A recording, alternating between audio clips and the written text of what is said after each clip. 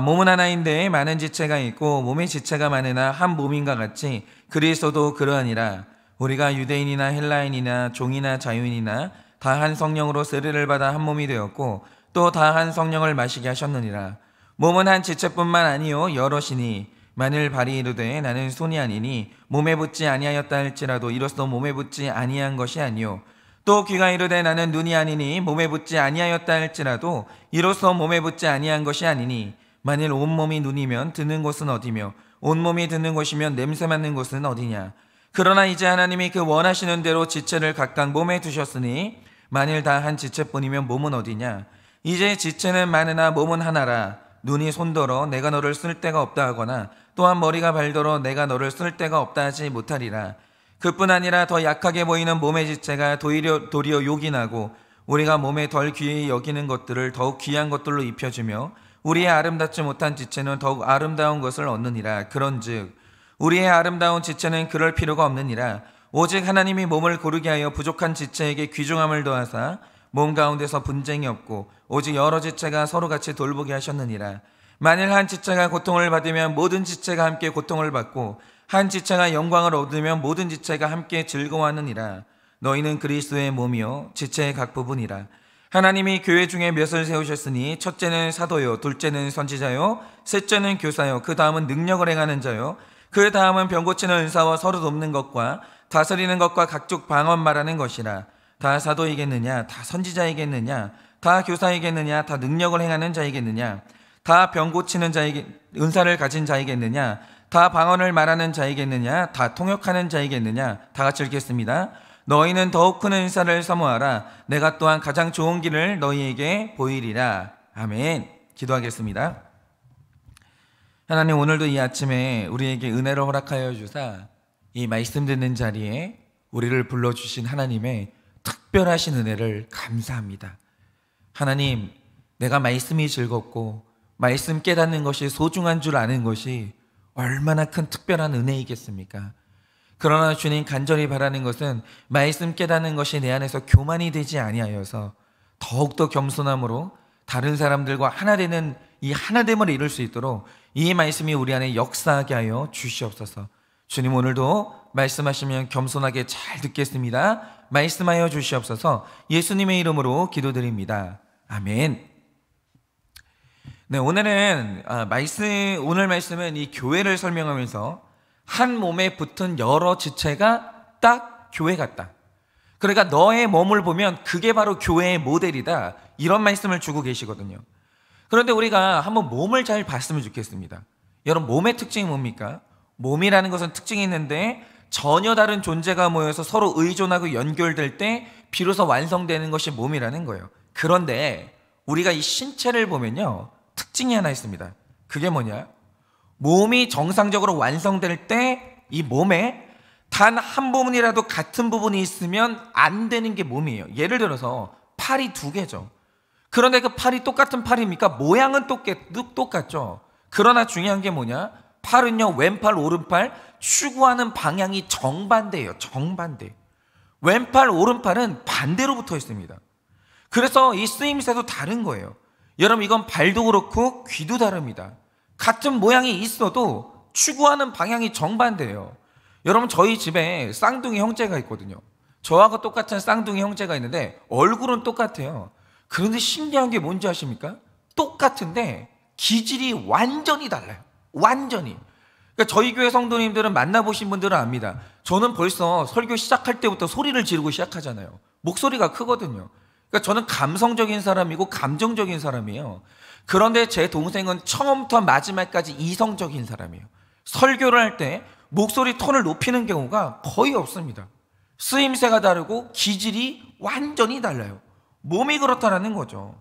여러분, 몸의 기관이라는 것은 단 한 개도 똑같은 게 없어요.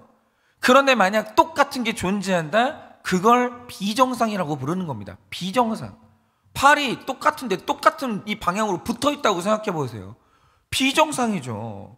그런데 하나님께서 이렇게 완전히 다른 것들을 모아놓고 하나 되라고 하셨는데 우리는 그것을 몸이라고 하고 완전히 다른 것들이 이 연합해 있는 몸을 우리는 정상이라고 해요. 완전히 다 달라요. 그런데 그게 정상이라는 거죠. 그러니까 우리가 가정과 교회를 깰 때 그 이유로 말하는 것 중에 하나가 뭐냐면 우리는 너무 달라서 헤어집니다. 공통적인 게 하나도 없습니다. 그러면서 가정과 교회를 깨거든요. 그게 바로 비성경적인 거예요. 왜냐? 원래 전혀 다른 것이 하나 될 때 그게 정상이거든요. 여러분, 우리가 가정이라고 할 때 동성이 하나 되면 그건 비정상이에요.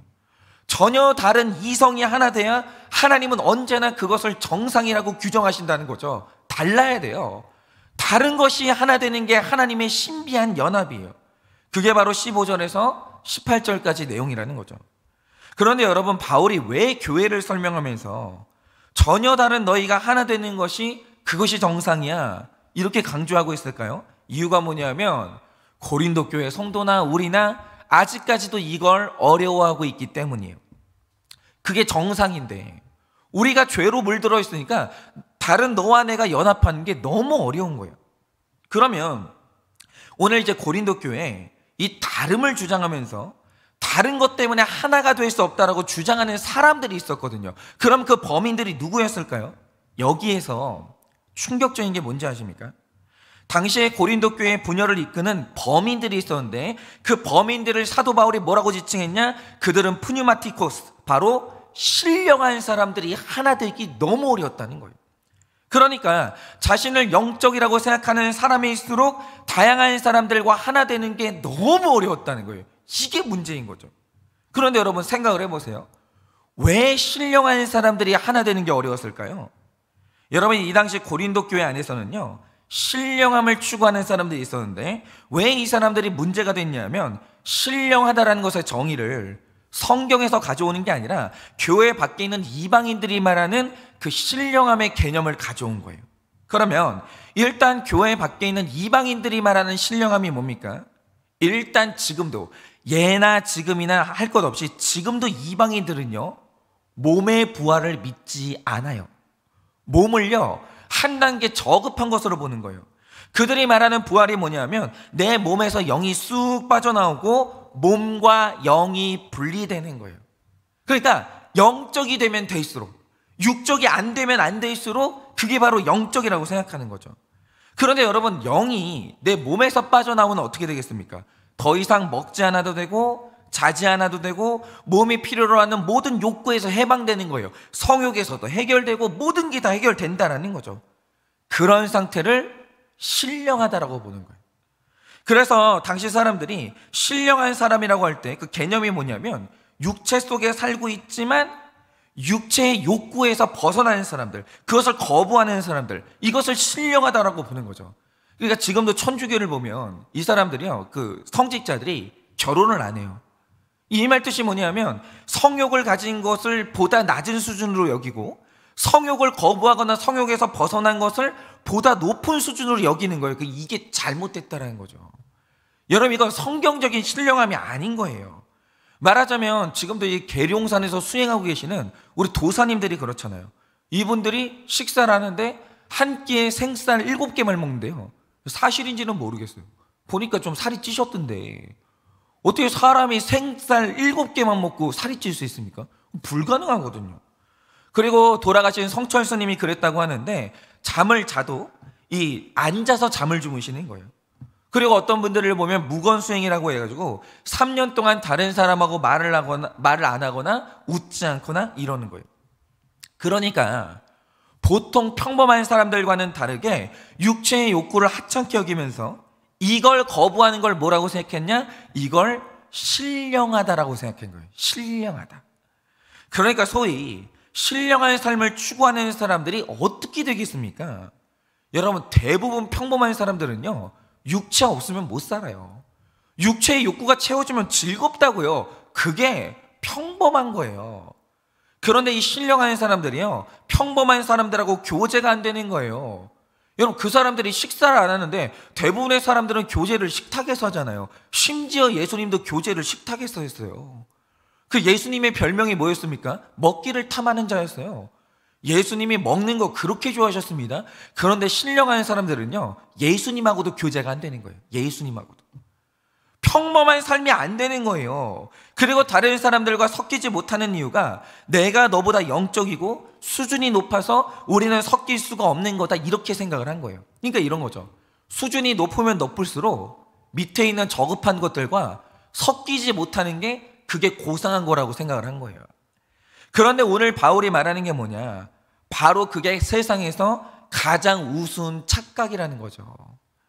여러분, 성경이 말하는 영성의 최고봉이 뭡니까? 그건 누구와도 잘 지내는 게 최고의 영성이에요. 여러분, 예수님이 그랬지 않습니까? 예수님은 영성의 최고봉이거든요.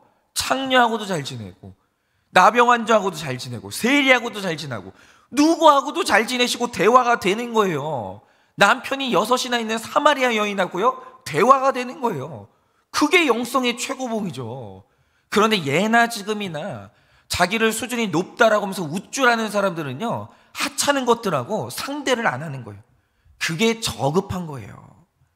여러분, 생각을 해보세요. 성령님과 우리는 완전히 다른 존재거든요. 우리는 100% 죄인이에요. 성령님은 100% 거룩하신 분이에요. 그런데 성령 충만한 게 뭡니까? 성령님하고 우리하고 잘 살아요. 그럼 이유가 뭐겠습니까? 우리 수준이 높아서가 아니에요. 성령님의 수준이 높아서 우리 같은 죄인하고 한 몸을 이루고 사시는 거예요. 그게 영성이라는 거죠. 그런데 여기서 나와 타인이 만나 하나가 된다는 것은 방법이 딱 2개 있는데, 먼저 하나가 뭐냐? 내가 나를 지키고서는 하나가 못 돼요. 여러분, 우리가 하나와 하나가 만나서 하나가 되려면 자주 말씀드리잖아요. 방법은 딱 하나밖에 없어요. 내 절반을 잘라서 버려야 돼요. 여러분, 제가 요즘에 할 일은 많은데 이 체력에 심각한 한계를 느껴가지고 제가 이제 운동을 하려고 자전거를 한 대 샀거든요.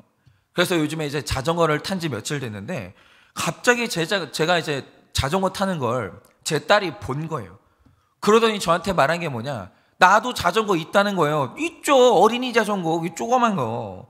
나도 어린이 자전거 있으니까 같이 타자는 거예요. 그런데 그 순간 짜증이 팍 나는 거죠. 왜냐? 얘가 어른이면 어른 자전거를 타고 있으면 같은 속도를 내면서 같이 즐길 수 있거든요. 그런데 얘가 저랑 같은 속도를 내는 게 가능합니까? 불가능해요. 그런데 이 녀석이 제 속도 모르고 같이 타자는 거예요. 그런데 이때 제가 제 딸과 하나가 되려면 제가 해야 되는 일이 뭐겠습니까? 내 욕구, 나의 모든 필요를 그냥 지키고 가족이 하나가 될 수는 없는 거예요.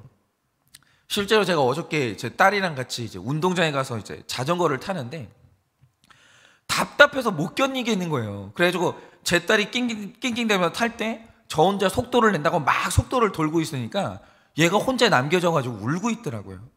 그러니까 내 욕구를 다 지키고선요, 하나가 못 되고 동행이 안 돼요. 여러분, 내가 이 아이와 함께 가려면 막 달리고 싶은 내 욕구를 버리고 시간의 절반을 버리고 자유롭게 혼자 놀고 싶은 욕구를 내려놔야 돼요. 동행이란 그런 거예요. 함께 한다는 건 그런 거예요. 여러분, 이렇게 하나 되면 열쇠라는 것은 버리는 데 있는 거예요. 버리지 않으면 죽었다 깨어나도 하나는 안 돼요. 그런데 이건 예수님과 우리가 하나가 될 때도 마찬가지입니다. 여러분, 예수님이 이 땅에 오셔서 우리하고 완벽히 하나가 됐어요. 제자들하고 공동체를 이루면서요, 먹고 마시고 함께 잤어요. 공동체가 된 거죠. 그런데 이게 그냥 됐냐 이거죠. 아니에요. 어마어마한 희생을 치르셨습니다. 여러분, 갈라디아서 2장 20절을 보면 우리와 하나가 되신 예수님을 소개하는데 그 예수님을 뭐라고 소개합니까? 이렇게 소개합니다. 잘 들어보세요. 내가 그리스도와 함께 십자가에 못 박혔나니, 함께 못 박혔나니, 그런즉 이제는 내가 사는 것이 아니요 오직 내 안에 그리스도께서 사시는 것이라. 이제 내가 육체 가운데 사는 것은 나를 사랑하사 나를 위하여 자기 자신을 버리신 하나님의 아들을 믿는 믿음 안에서 사는 것이라 라고 합니다. 여러분, 뭐죠? 지금 믿음 안에서 예수님과 우리는 하나가 됐어요. 예수 믿는 사람은 하나가 된 거예요. 그런데 그게 가능하려면 나도 나를 버려야 되는데 예수님도 자기를 버려야 돼요. 서로가 자기를 안 버리고는 하나가 될 수가 없는 거예요. 여러분, 예수님은 우리와 하나 되기 위해서요, 거룩하고 깨끗한 하늘의 보좌를 버렸어요. 그리고 바위 위에 앉으셨습니다. 돌덩이 위에 앉으셨어요. 우물가에 앉으셨고, 여러분, 원래 예수님의 체질은요, 질병이 없고 한계가 없는 몸이에요. 그런데 우리와 하나가 되기 위해서 피곤함을 느끼는 옷을 입었고 질병에 걸리는 옷을 입으셨다는 거예요. 그래서 만약에 예수님이 21세기 지금 이 시기에 오셨으면 예수님은 분명히 코로나에 걸렸습니다. 예수님이 그런 몸을 입고 오신 거예요. 그리고 예수님은 어디에나 계실 수 있기 때문에 걷는 수고를 할 필요가 없었어요. 그런데 우리와 함께 걷기 위해서 친히 두 발로 천천히 걷는 그 수고를 하시는 거예요. 여러분, 그리고 마찬가지로 내가 예수님하고 하나 되는 유일한 길이 뭡니까? 에베소서 4장 22절이 말하는 것처럼 너희는 유혹의 욕심을 따라 썩어져가는 구습을 따르는 옛사람을 벗어 버리라는 거예요. 옛사람을 벗어 버리라는 거예요. 나도 버려야 되고 예수님도 버려야 되는 거예요. 일방적인 건 없는 거예요. 너와 내가 하나가 되려면 버려야 돼요. 안 버리면 안 되는 거죠. 그러니까 못 버리면 여전히 둘이 되는 것이고 버리면 하나가 되는 거예요. 그거 말고는 다른 방법이 없어요. 그런데 우리처럼 욕심 많은 죄인이 자기 인격으로 버릴 수가 있냐? 그게 안 되는 거예요. 우리가 그게 안 되니까 하나 되는데 10년, 20년, 60년이 걸리는 거예요. 죄인은 그런 거죠. 그래서 하나가 되기 위해서 기꺼이 버리는 마음을 성령님이 주시는데 그게 바로 사랑이에요. 너와 하나가 되기 위해서 내가 버리는 거, 그것이 바로 사랑이라는 거죠. 그래서 성령님의 감동이 없으면 우리가 나를 버리고 하나가 되는 게 너무 어려워요. 성령 충만하다는 건 뭐냐? 버리는 게 잘 되고 하나 되는 게 잘 되는 거예요. 그리고 동시에 우리가 하나 된다고 할 때 버리는 것과 더불어서 두 번째로 또 하나 필요한 게 뭐겠습니까? 모두가 살고 있는 평범한 삶을 잘 사는 거예요. 그게 최고예요. 여러분, 이 세상에서 가장 탁월한 게 뭐냐? 평범한 게 가장 탁월한 거예요. 그런데 소위 신령하다고 하는 사람들, 수준이 높다고 하는 사람들의 문제가 뭐냐?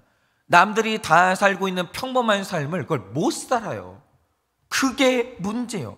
핀트가 안 맞고 대화가 안 돼요. 예를 들어서 저는 이런 분들을 가끔 봤는데요.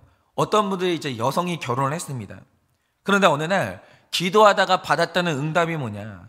나는 다른 사람들과는 달리 하나님께 기도하는 사명을 받았대요. 내가 기도하는 사명을 받았대요. 거기까지는 좋았어요. 그런데 사명을 받았다고 말하면서 하는 말이 뭐냐? 이불 싸들고 교회에 와서는 밤새 기도하는 거예요. 그리고 남편이 아니라 교회에서 잠을 자는 거예요. 그리고 집에 딱 와가지고는 남편은 출근하고 애들이 학교 가는 시간에 자는 거예요. 자기는 그때부터 자는 거예요. 그러면 식구들이 불만이 생길 거 아닙니까? 그럼 이때 하는 말이 뭐냐? 나는 하나님께 구별받은 사람이기 때문에, 구별된 사람이기 때문에 남들처럼 살 수가 없다는 거예요. 그러면서 식구들이 뭐라고 하면 원래 사명의 길은 외롭다느니 너희는 죽었다 깨어나도 나를 이해할 수 없다느니 이러는 거예요. 그런데 여러분, 제가 월요일에 말씀드렸잖아요. 가정을 섬기지 못하면서 평범한 삶을 살지 못하면서 교회에서 예언하는 것은 수치스러운 일이에요. 그 수치스러운 일입니다. 낮에 남들 다 활동할 때 같이 활동하고 밤에 남들 잘 때 자야 되는 거예요. 그게 최고예요. 왜 평범하게 못 사냐 이거죠. 예수님도 평범하게 사셨는데 왜 평범하게 못 삽니까? 여러분, 진짜 영성은 어디에 있냐? 바로 내 가정, 내 직장, 내 목장에서 평범하게 같이 살아가는 거. 남들 평범하게 살 때 같이 살아가는 거, 바로 그게 최고의 영성이라는 거죠. 그러니까 여러분 아시겠지만 가장 문제 많은 인생이 뭐겠어요? 남들하고 평범하게 못 사는 게 문제인 거예요. 그러니까 문제아라고 할 때 문제아의 뜻이 뭡니까? 남들 학교 갈 때 잠자고 있고, 남들 잠자고 있을 때 걔는 밤새도록 게임하고 있고, 그게 문제인 거예요. 그거는 영적인 세계로 와도 문제인 거예요. 남들 왜 다 자고 있을 때 혼자 기도하고 있어요? 왜 남들 깨어 있을 때 자고 있어요? 그게 문제인 거죠. 그래서 우리 직장인들이 롤모델로 삼아야 될 사람이 바로 다니엘이거든요. 여러분, 다니엘은요, 악한 현실에서 거룩을 이룰 때 기가 막힌 균형 감각이 있었습니다. 그게 뭐냐? 예를 들어서 그가 바벨론에서 살 때 우상에게 바친 이 재물을 거절했죠. 근데 그건 거룩이 맞아요. 그러니까 우리가 타락한다고, 세상이 타락한다고 해서 그 타락 속에 다 같이 섞일 수는 없는 거예요. 구별될 때가 있습니다. 그런데 그는 그 나라의 관리로서 이 일을 탁월하게 했어요. 사람들을 다스리는 법을 알았다라는 거죠. 그리고 자신을 다스리는 왕과 내시하고 인간적으로 굉장히 잘 지냈습니다. 이방인들인데 잘 지냈어요. 이방인이 내 윗질서다. 그를 깍듯이 모시면서 그하고 잘 지냈다라는 거죠. 여러분, 마찬가지로 여러분, 우리가 직장에 가면 술이나 성상납 같은 것을 거절해야 됩니다. 나는 그걸 할 수 없죠. 마실 수 없는 거예요. 그런데 중요한 게 뭐냐, 내가 죄인된 이 세상에서 함께 살아간다라고 하면, 직장에서 회식이 있을 때 직장 상사가 술을 따르라고 하면요, 기분 좋게 따르면 됩니다. 왜 안 됩니까? 여러분, 세상 문화가 그렇다면 나는 거기에 함께 할 수는 없지만 그들과 함께 어울리면서 그들과 함께 그것들 누릴 수는 있는 거예요. 여러분, 저도 군대에 있을 때 저는 술 안 마셨습니다. 얼마나 갈굼을 당했는지 몰라요. 술 안 마셨습니다. 그러나 여러분, 저의 상사가 술 한 잔 따라라, 정중하게 술 따랐습니다. 왜 안 됩니까? 그렇게 가는 거예요. 이 세상에서 그렇게 가는 겁니다. 여러분, 그리고 우리가 노래방을 가면요, 술 마시는 사람보다 재밌게 놀아야 돼요. 맨정신을 가진 우리가 더 잘 놀아야 됩니다. 그러니까 우리가 성령을 받는다는 것은요, 내가 보냄받은 현실에서 잘 살아내는 능력을 받는 거예요. 여러분, 내가 만약에 어쩌다가 말씀을 몰라서 제사를 지내는 그런 가정에 시집을 갔다라고 하죠. 장가를 갔어요. 여러분, 그럼 우리가 우상 앞에 절할 수는 없죠. 그러나 제사 음식 만들 때 누구보다 열심히 제사 음식 만들어야 돼요. 윷놀이 한다, 열심히 윷놀이 하고요, 그렇게 놀면 되는 겁니다. 그게 바로 우리의 인생이고 영성이라는 거예요. 어디를 가도 그곳의 지체들과 구별되지만 그러나 또 하나 될 수 있는 그 능력을 받는 것, 그것이 바로 성령의 충만함이라는 거예요. 그러니까 성령 충만함이란 어떤 사람과도 하나 되어 잘 사는 능력이지, 수준 낮은 사람과 나를 분리하고 교만해가지고 너희는 수준이 낮아, 너는 나를 이해할 수가 없어, 너랑 나랑 말이 안 통해, 이렇게 너랑 나를 구별하는 게 그게 능력이 아니라는 거예요. 아니라는 거예요. 그래서 이 모든 것을 종합해서 볼 때 세상에서 가장 영적인 사람이 누구냐? 편안한 사람이 영적인 사람이에요. 편안해야 돼요. 만나기 편안한 사람, 같이 있으면 편안한 사람, 그게 바로 최고의 영성이라는 거죠. 예를 들어서 여러분, 우리가 오늘 말씀처럼 우리 지금 몸이 있는데 이 몸은요, 완전히 다른 것들이 한 몸에 모여 있거든요. 그런데 여러분, 건강한 몸의 이 특징이 뭡니까? 지금 제가 여러분들이 건강하다 딱 진단할 수 있는 게 있습니다. 그게 뭐냐? 불편한 게 없고 편한 거예요. 예를 들어서 지금 여러분들 중에 지금 내 머리에 귀가 붙어 있다는 걸 의식하는 분이 있으십니까? 그게 느껴지는 분이 있으세요? 없죠. 여러분, 귀의 존재를 의식하지 않고 우리가 하루 종일 되게 편하게 살아요. 여러분 중에 지금 내 얼굴에 입술이 달려있다는 게 의식이 되는 분이 있으세요? 없죠. 있는지도 몰라요. 그냥 신경 쓰지 않고 되게 편안하게 사는 거예요. 그런데 어느 날 오른쪽 귀가 있다는 게 느껴지는 거예요. 불편해요. 뭐 통증이 있는 거예요. 어느 날 내 입에 입술이 있다는 게 느껴지면서 되게 불편할 때가 있어요. 그 이유가 뭐냐? 그 병든 거예요.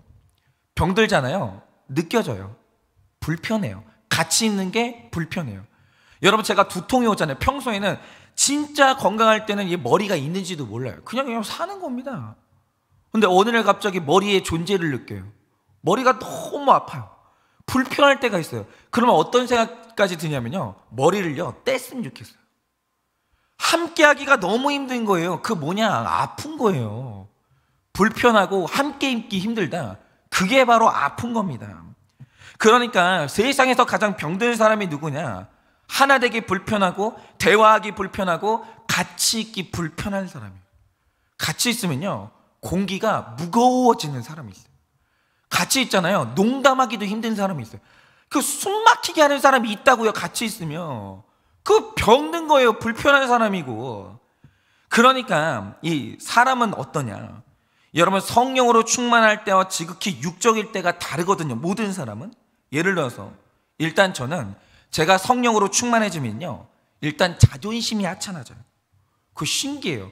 제가 영적이 될 때 이 특징이 뭐냐면 저는 자존심을 세우지 않게 되고요, 상대방이 어떤 말을 해도 편안한 사람이 돼요. 영적이 되면. 그런데 제가 육적이 되면 일어나는 일이 뭐냐? 갑자기 자존심이 되게 중요해져요. 예민해져요. 그리고 상대방이 쓰는 언어 하나까지 굉장히 예민하게 느껴지거든요. 그리고 아무것도 아닌 일을 가지고 자꾸 제가 상처를 받아요. 그러면 일어나는 일이 뭐냐? 영적이지 않으면 저는 되게 불편한 사람이 돼요. 그런데 제가 성령 충만할 때 저는 되게 편안한 사람이 돼요. 그게 특징이라는 거죠. 그러니까 세상에서 가장 육적이고 아픈 사람이 누구냐? 나타나는 순간 불편한 사람, 대화하기 불편한 사람, 같이 있기 불편한 사람이 제일 아픈 사람. 그러니까 이런 거죠. 그러니까 딱 보면요, 자녀들이 집에 있을 때 부모님 발자국 소리가 들린다? 애들이 막 뛰는 애들이 있어요. 아빠 온다! 영적인 거예요. 그런데 발소리가 딱 들리잖아요. 애들이 다 문 닫고 들어가는 집이 있어요. 숨 막힌대요. 같이 있기 싫대요. 회개해야 돼요. 영적인 게 아닌 거예요. 여러분, 그래서 오늘 우리가 각 가정에 가시면요, 애들한테 물어봐야 돼요. 솔직하게 물어보셔야 돼요. 아빠는 같이 있기 편한 사람이야, 불편한 사람이야? 근데 애들이 만약에 아빠는 불편한 사람이야, 이러면 영적인 분인 거예요. 애들이 그런 말을 편하게 할 수 있어야 되는 거예요. 엄마 아빠랑. 엄마 이상해, 아빠 이상해. 그게 편한 거예요. 그게 버릇이 없는 게 아니고요, 그게 편한 거예요. 이런 말을 편하게 할 수 있어야 되는 거예요. 근데 애들이 말을 못하는 거예요. 모르겠는데, 안 물어봤으면 좋겠는데. 이유가 뭔지 아십니까? 엄마 아빠가 불편한 거예요. 내가 이 말하면 또 삐치겠지. 내가 또 이 말하면 또 나중에 또 복수하겠지. 너무너무 불편하니까 말이 안 되는 거예요. 편안하게 쓴소리를 못하는 거예요. 회개하셔야 되는 거예요. 그래, 목장에 가시면요, 지체들한테 물어보세요. 저는 편한 사람이에요, 불편한 사람이에요? 그런데 여기에서 성령 충만한 사람이 누구냐? 사람들이 불편하다고 했을 때 인정하고 회개하면 그게 성령 충만하고 편안한 사람이에요. 그런데 누가 또 불편하다고 하면 상처를 받아가지고 다음부터 목장 안 나오고 집에서 방문 닫고 억울하다고 혈기 내고 계속해서 물어보고, 그게 불편한 사람이고, 불편한 사람은요, 어떤 경우에도 성령 충만하고 영적인 사람이 아니에요.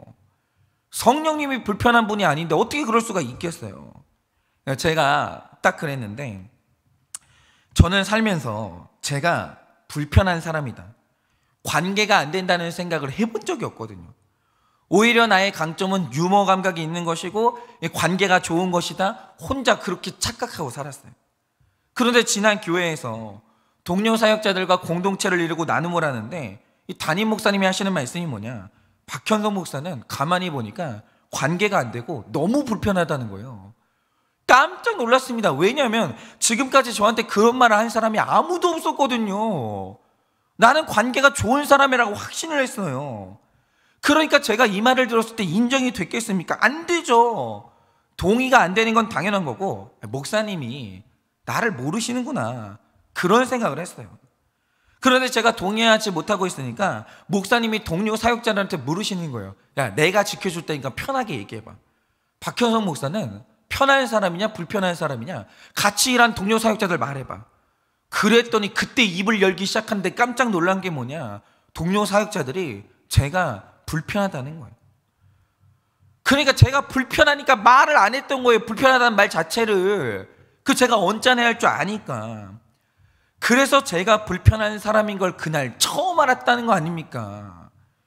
그리고 내가 사람들과 하나 되고 있지 못하다는 걸 그날 처음 알았던 거예요. 그런데 제가 너무 불편한 사람이니까 아무도 말을 못하고 있었던 겁니다. 그런데 공동체를 통해서 처음 그 이야기를 듣고 얼마나 충격받았는지 모르고요, 내가 나 자신을 모른다는 사실에 대해서 어마어마하게 충격을 받았어요. 내가 나를 모르는 거예요.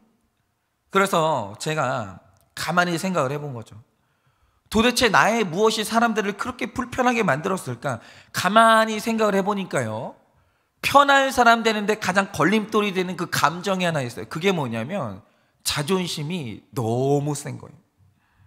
그래서 누가 나를 지적하면 자존심 상하고, 처방하면 자존심 상하고, 가르치면 자존심 상하고, 무시하면 자존심 상하고, 뻑하면 자존심이 상해요. 누가 나를 자존심 상하게 하면 얼굴 표정 관리가 안 돼요. 부들부들하고 얼굴이 빨개지니 누가 저를 편하게 느끼겠어요. 그래서 결국 그 고민 끝에 제가 모든 걸 인정한 게 뭐냐? 나는 영적인 사람도 아니고 편한 사람도 아니었다는 거예요. 제가 지금도 알고 있는 제가 있어요. 그게 뭐냐면 저는 관계가 안 되는 사람이에요. 저는 관계가 약점이에요. 그게 안 돼요. 그러니까 편해지지를 못하고 공동체와 하나가 못 되는 거죠. 여러분, 우리가 얼굴을 이룬다고 할 때 뭐가 있어야 되겠습니까? 입은 눈의 위치상 나보다 위에 있다는 걸 인정해야 돼요. 그리고 귀는 코가 나보다 앞에 있다는 걸 인정해야 돼요. 그리고 입보다 눈이 위에 있다고 자존심 상해하는 사람이 있다면 아픈 사람이에요. 아니, 왜 입은 아래에 있고 눈은 위에 있어? 어떻게 이럴 수가 있어? 여러분, 이게 자존심이 상하는 사람은 정신이 아픈 사람이에요. 그런데 우리는요, 이런 거 가지고 자존심 상하면서 하나가 못 되는 거예요. 누가 앞에 있고 누가 뒤에 있냐, 누가 위에 있고 누가 아래에 있냐. 여러분, 이거 가지고 교회 안에서 이게 자존심 상하고 상처받는 사람은요, 아픈 사람인 거예요. 여러분, 내가 내 욕구를 버리고 하나님이 각자에게 주신 위치와 역할을 인정해야, 그래야 얼굴이 완성이 돼요. 여러분, 하나님이 나를 아래에 두신 것은 이유가 있는 거예요. 근데 하나님이 다른 사람을 높은 데다 두시는 것도 이유가 있는 거예요. 왜 하나님의 주권을 인정하지 못하세요? 왜 쓸데없는 것을 가지고 자존심 상하냐, 이거죠. 여러분, 하나님이 남편을 가정의 머리로 세우셨습니다. 그래서 뭐예요? 뭐가 잘못됐는데요? 하나님이 아내들 보러 복종하라고 하십니다. 뭐요? 뭐가 잘못됐는데요? 아니, 복종 좀 하면 어때요?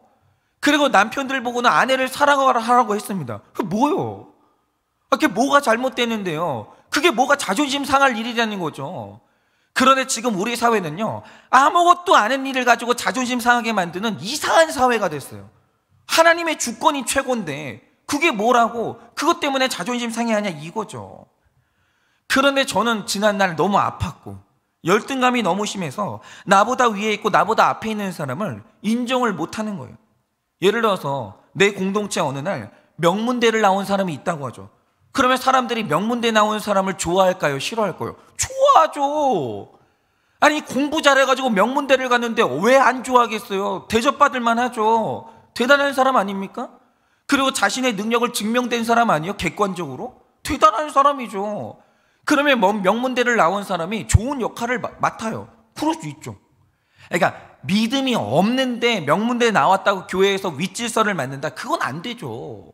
근데 믿음이 있어요. 명문대를 나왔어요. 근데 윗질서를 맡아요. 그럴 수 있죠. 왜 안 돼요? 그럴 수 있죠. 뛰어난데. 그러면 제가 그분의 대단함을 배우거나 내가 못하는 역할을 드리면 우리가 하나가 되는 거예요. 그런데 지난날에 저는 저보다 잘나는 사람이 공동체 안에 왔다. 어떻게든 밟아야 되는 거예요.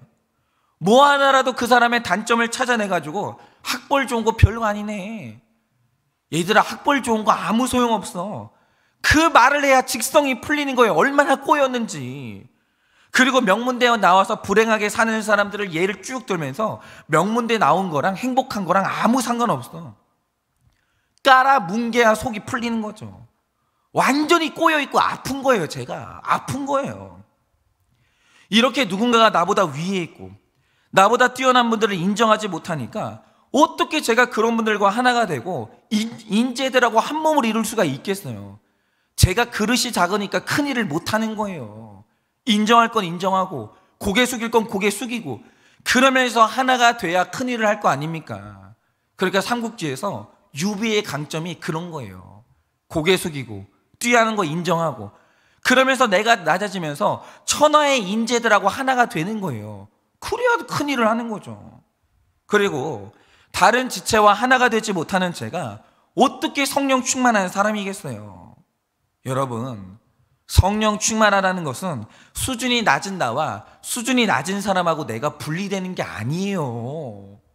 너는 내 말을 못 알아들어. 그게 수준이 낮은 거예요. 수준 높은 사람은요, 말 알아듣게 설명을 잘해요. 여러분, 최고의 설교자가 누군지 아십니까? 쉽게 설교하는 사람이에요. 어려운 성경 말씀을 어렵게 설교한다? 실력이 없는 거예요.